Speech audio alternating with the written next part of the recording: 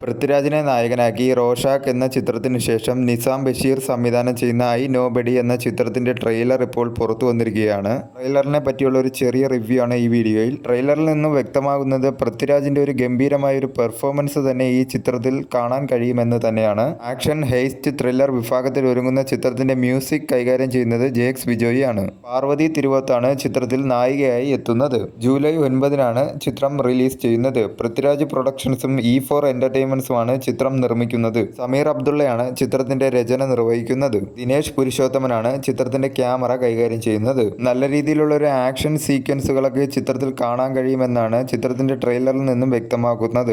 നല്ലൊരു production quality തന്നെ ചിത്രത്തിൽ നിന്നും പ്രതീക്ഷിക്കാമെന്നാണ് ചിത്രത്തിന്റെ ട്രെയിലറിൽ നിന്നും വ്യക്തമാകുന്നത്. ഇതേ ക്വാളിറ്റി തന്നെ ചിത്രത്തിന്റെ തിരക്കഥയിലും കാണാൻ കഴിയുമെങ്കിൽ 2026-ലെ വമ്പൻ ഒരു ബ്ലോക്ക് ബസ്റ്റർ ചിത്രമായി ഇത് മാറുകയും ചെയ്യും. പൃഥ്വിരാജ് നായകനായി അവസാനം ഇറങ്ങിയ വിലായത് ബുദ്ധ എന്ന ചിത്രം തിയേറ്ററുകളിൽ വമ്പൻ പരാജയമാണ് ഏറ്റുവാങ്ങിയത്. അതിനാൽ തന്നെ ഈ ചിത്രത്തിന് വിജയം അനിവാര്യമാണ്.